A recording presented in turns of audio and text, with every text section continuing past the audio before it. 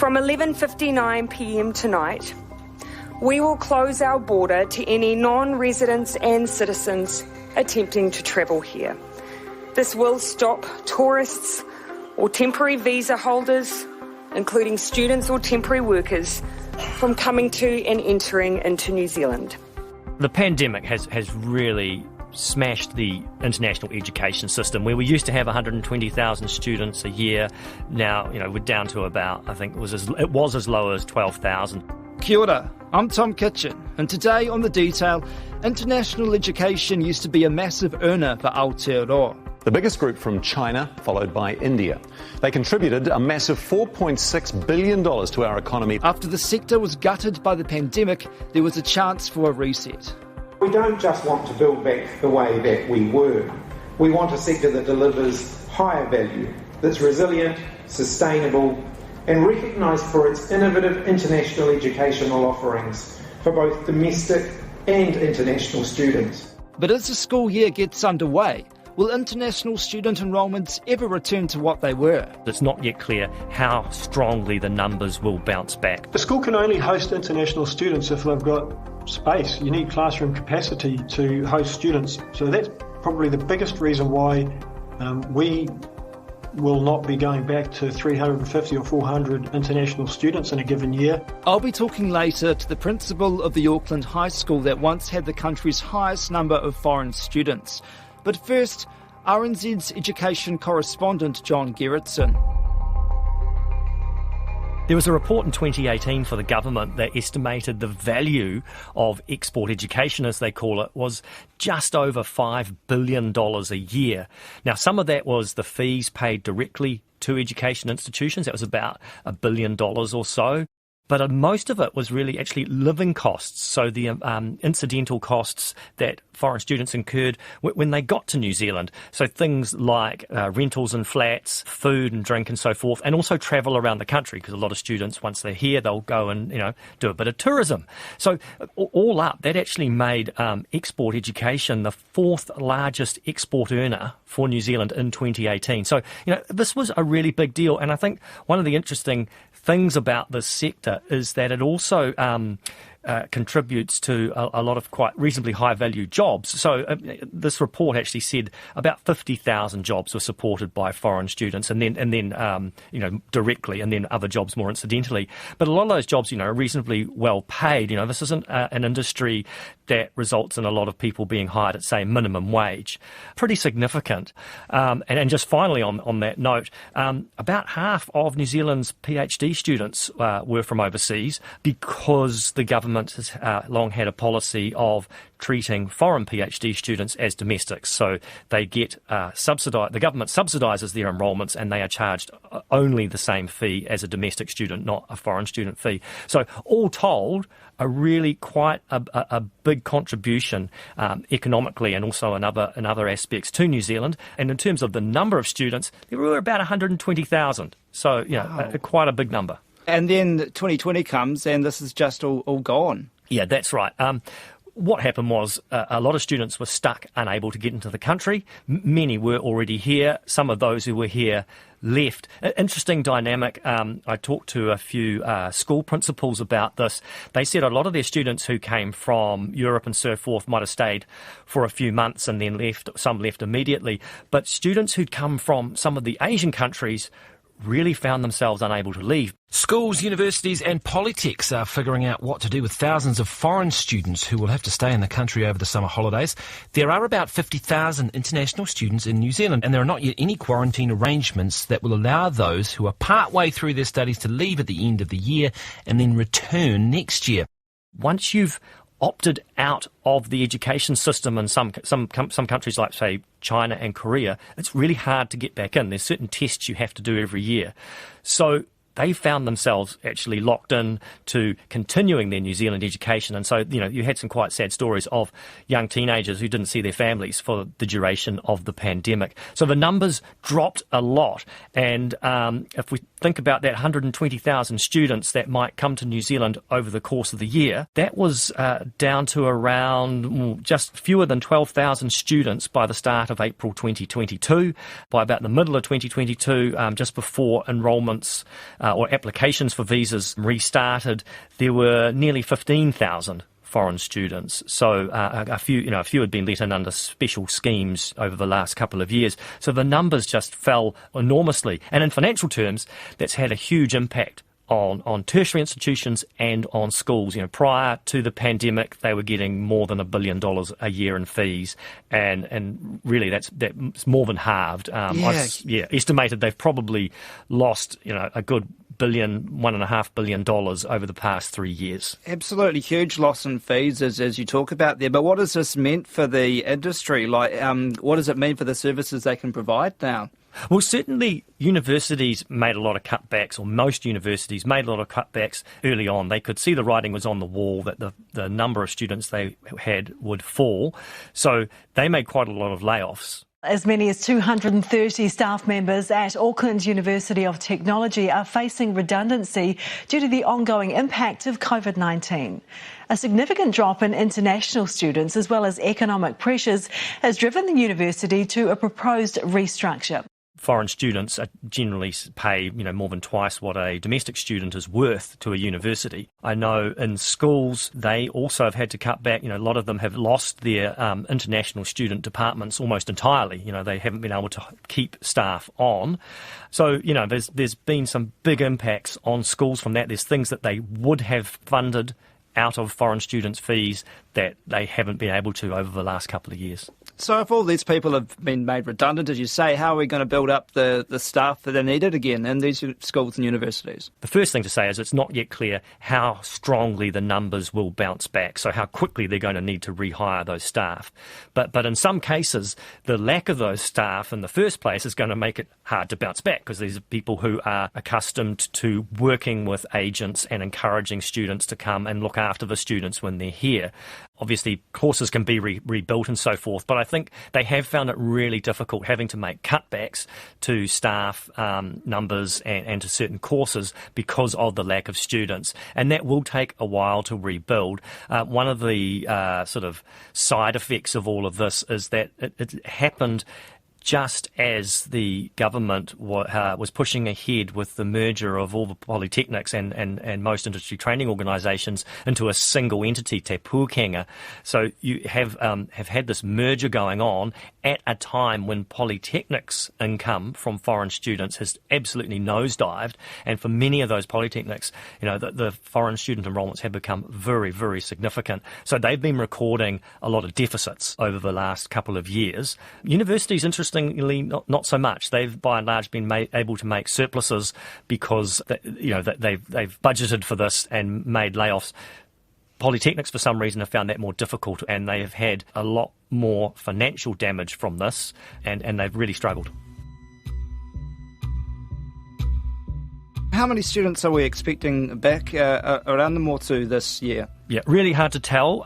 Over the last couple of months, the number of visas granted to first-time foreign students, people who haven't been here before, was running at around 4,500. That's quite similar to sort of the same time, maybe 2019, 2018. Just how many students we'll end up with, nobody's really sure. As I say, in the course of a normal year, you could get maybe 120,000 students. No one is expecting those numbers because, of course, you've had people who've been here for 2 or 3 years. They're all finishing. There's going to be very few foreign students, in their second or third year this year. There'll be maybe quite a few first years, but you're missing that pipeline. There is pent-up demand that some people were waiting to send their children to New Zealand. But on the other hand, there are also people saying, well, we're talking to agents and actually people stopped waiting and they're sending their children to countries that opened up more earlier than New Zealand did. So places like Canada, the UK and Australia. There was a sense early in the pandemic that maybe New Zealand's good handling of the pandemic might stand it in good stead. People would see it as a safe place to send your children. It's yet to be seen how that's going to play out. And one of the problems is people are thinking, well, what if New Zealand closes its borders again? So there's a bit of wait and see on that. Auckland, New Zealand Aotearoa, city of sales and home to Maclean's College. Welcome to Maclean's College. We're very proud to be one of the top performing high schools in New Zealand. We're a co-educational school, non-denominational, of around about 2,600 students. At Maclean's College in Auckland, the pandemic has completely changed the school's outlook on international education. Its principal is Steve Hargraves. Our international student program began in about the year 2000 with a group of students from Korea. The program went well, and over the years it grew to the point where pre-COVID we had about 400 full-time equivalent students coming from all parts of the globe, South America, Europe, but largely from Southeast Asia and China. And of course, COVID came along and put the brakes on that. Going into COVID 2020 year, we had 370 international students. And then, of course, through 2021 and 2022, the students graduated. Some of them went home.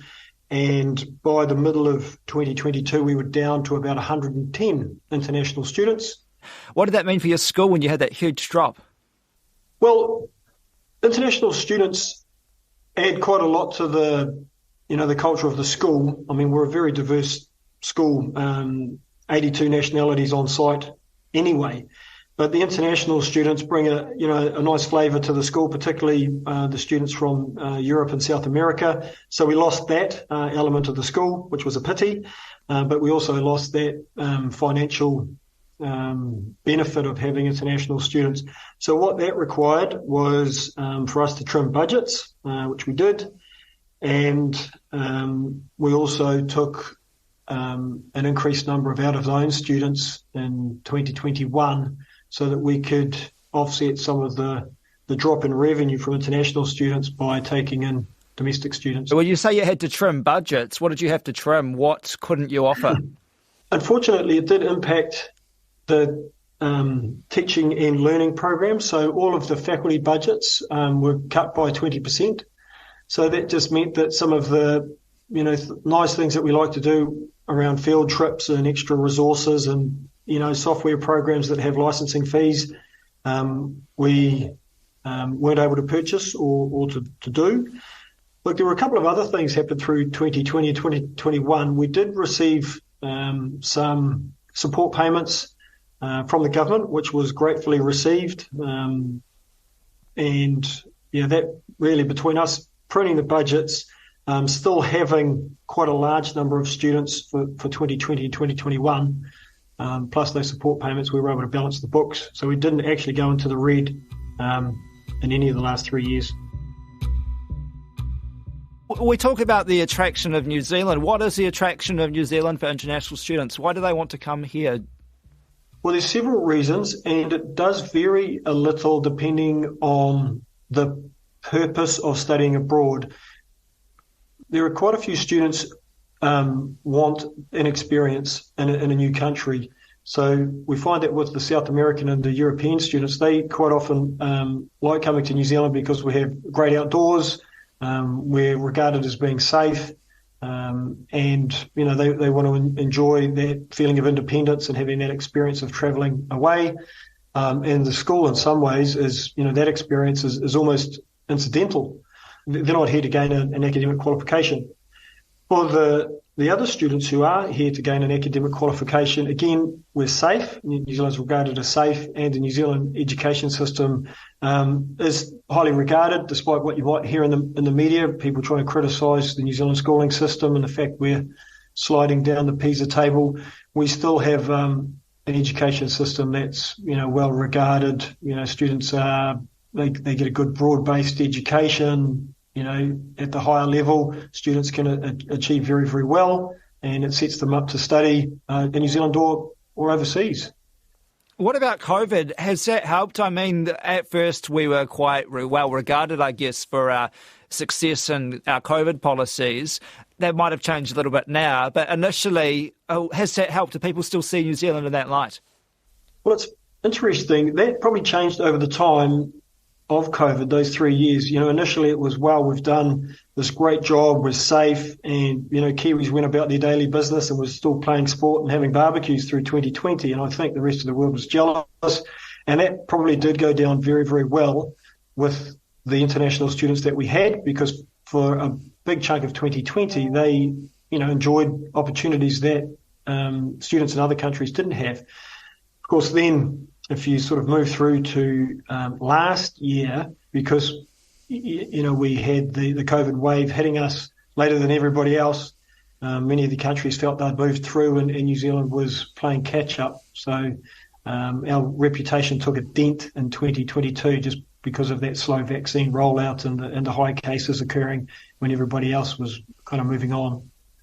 So does that mean that people don't see New Zealand as that safe COVID haven anymore, and people are less inclined, or students are less inclined to come here?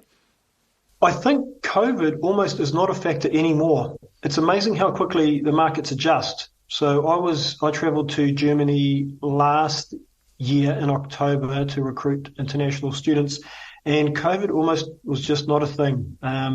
It's back to the fundamentals of New Zealand international education, which, like I said, we're safe. We've got great outdoors. Our families that host the students take great care of them, and we're regarded as a good, reliable schooling system. But will the number of international students coming here ever return to pre-COVID levels? The school can only host international students if they've got space. You need classroom capacity to host students. So that's probably the biggest reason why we will not be going back to 350 or 400 international students in a given year. It's because we don't have the space. We have a huge amount of infill housing going on in East Auckland, in fact, probably right across Auckland. And that means Kiwis, domestic students, move in to the zone. They're purchasing these houses, and the students are looking for a high school to attend, and we take them. And that, of course, means that we don't have as much space to host international students. So there's been quite a population boom over East Auckland. Well, it certainly seems that way. We enrolled 90 students last Thursday who arrived in zone between December the 6th and January the 25th. Now we always have a few to enrol, but 90 is, we've never seen anything like it. What are your usual numbers? Less than half that, maybe 25 or 30. Wow, in one day you got 90 students. Yep, so they'd all been submitting their enrolment forms, and we completed their enrolments for 90 students in one day, yeah. So do you want to have up to 400 international students again? Do you want Maclean's College to be like that again? Well, no, not really. For one, we just don't have the capacity. We don't have the classroom space. But actually, we don't need to be doing that to fund the school adequately. And my preference would be that we host domestic students, Kiwis, locals, before we entertain going to that sort of a number again.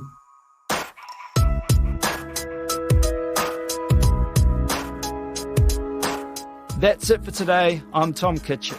The Detail is supported by the Public Interest Journalism Fund. Today's episode was engineered by William Saunders. Our producers are Sarah Robson, Bonnie Harrison and Alexia Russell. Thanks to John Gerritsen and Steve Hargraves. Ka kite anō.